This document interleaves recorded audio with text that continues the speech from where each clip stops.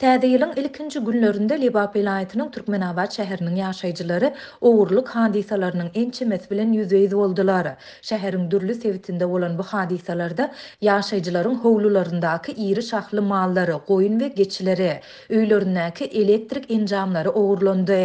1-3 ýanwar aralygynda Türkmenabadda ogurlyk hadisalary köp boldy. Ogurlar esasan hususy ýeçilikdäki howlu jaýlara girip ilatyň goş golamlaryny we mallaryny alyp gitdiler.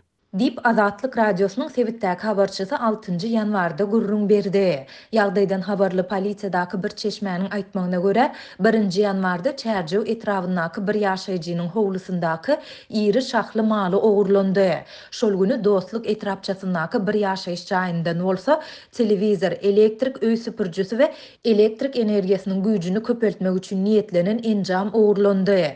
1-nji ýanwarda Türkmenabadda Amy derýanyň çep kenarynda ýerleşen daçalaryň 3 tanasyna hem ogry girip, ogurlar jaýlardaky öý goşlaryny alyp gidipdirler diýip çeşmämiz aýtdy. Öýlerine ogry giren köp ýaşaýjy şäheriň polisiýa bölümine arda ýazmaga barandygyny, ýöne özleriniň arş şikaýetlerini kabul edilmändigini aýdýar. Biz bu meseleni çözmeýäris, häzir şonsuz hem işimiz kän. Biz bayramçylyk günlerinde tertip düzgüni bir jaý edilişine seredelimi ýa-da siziň öýüňizi goralymy? Barın gidin biz arda alamyzok diýip polisiýa işgärleri ziyan çeken ýaşaýjylary kovup goýberýärler.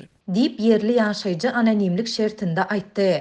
Şol bir wagtda ýaşaýjylar polisiýa işgärlerine 2 we 3 000 manat aralygynda para beren raýatlaryň ardalarynyň kabul edilýändigini hemde olaryň işleriniň derňelýändigini hem belleýärler.